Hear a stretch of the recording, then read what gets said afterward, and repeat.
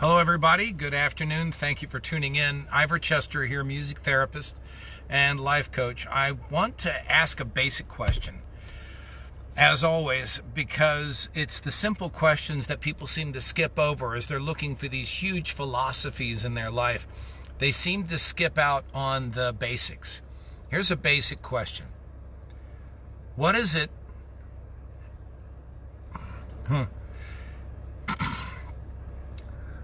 What is it about music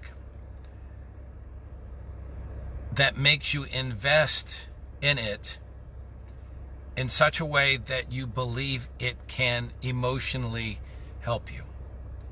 Another ways of putting it, music is the biggest industry on the planet. It's in movies, it's in commercials, it's in politics, it's on your games, it's everywhere. It sells things, and it is just a great emotional expression.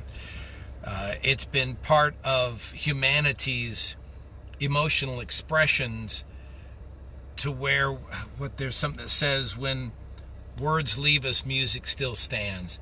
And that's a great thought, but what is it about music you personally have invested in that you believe helps? Today I have found two really amazing articles put out by, of all things, a speaker company. One of them,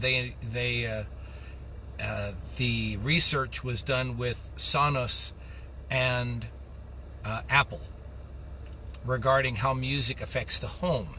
And it talks about bonding relationships with your kids and relationships between the man and the wife. That includes everything from bonding, sexual experiences, good times, games around the house, whatever it is. These experiences are stronger by up to 68%, which is huge, with music.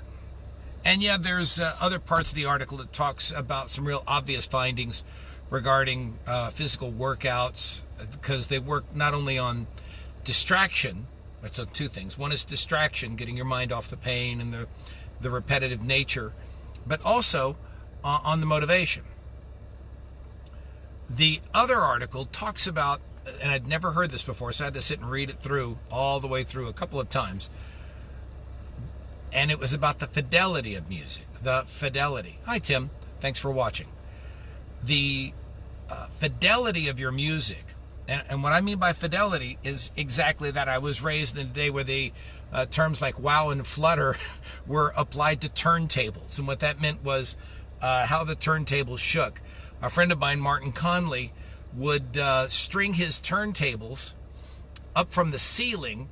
So when he lived in apartments which had real shaky floors, the needle wouldn't bounce on the turntable.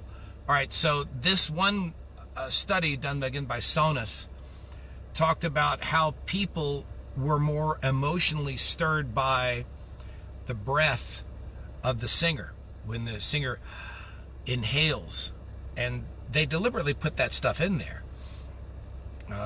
You can hear some songs begin that are kind of breathy. The singer is breathy, like Sarah McLachlan, for example. And when they inhale, it stirs us. Or when you're hearing your favorite guitarist and you hear the fretting, when you hear just the gentle movement of their fingers across it. A great sound system will help you with that. You improve the fidelity level. Now, having said this, know that when you download music, you download it to the highest quality that you can. If you're doing it for saving space and just to have something around the house, not to really emotionally impact you, but just to maybe walk around the neighborhood, that's different. But when you're really listening, you want your music to have the highest fidelity impact as possible, which means you invest in better earbuds, which means you CDs are huge, so much better than streaming music. They're so much better than downloaded music. And of course, albums are even better than CDs in their tones. And then there's people who want to go off on tube type amplifiers over integrated circuits and things like that, and you can really get very deep in that. But studies have shown that that the quality of music, the actual fidelity, has dropped so much that there are literally holes, there's gaps in the audio because it's not there. And so therefore music is having to somehow make up for that missing audio, and so therefore there's not this emotional impact. Listen to your iTunes. Go back to however you're streaming your music. See what the bit rates are. Check the size of the actual file, because these things matter. You're investing in music. It costs you money. You're buying these things. My computer blew up at a really bad time. It caught either a virus or the motherboard cracked, and it has taken the poor guy who's borrowing it weeks to fix this thing, if he is going to be able to fix it at all.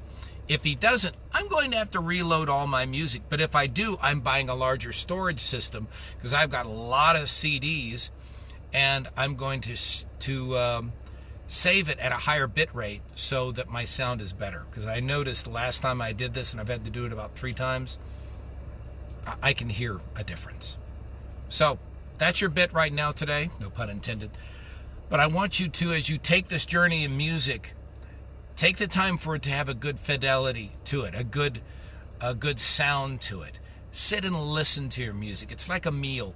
It's not fast food. I'm sure, I guess there's times for that, but there's also time for you to sit and listen to your music. One of the studies I also posted in closing, it said that parties are reported to be better when people have these high quality sound systems. Now, does that mean that you can't get by in a party with just a Bluetooth speaker? No, of course not. But people notice the difference. People hear the difference. We just don't really report it. I actually did a contest way back in the 80s where somebody said that they didn't think that I could hear the difference between a Maxell UDXL2S cassette and a TDK.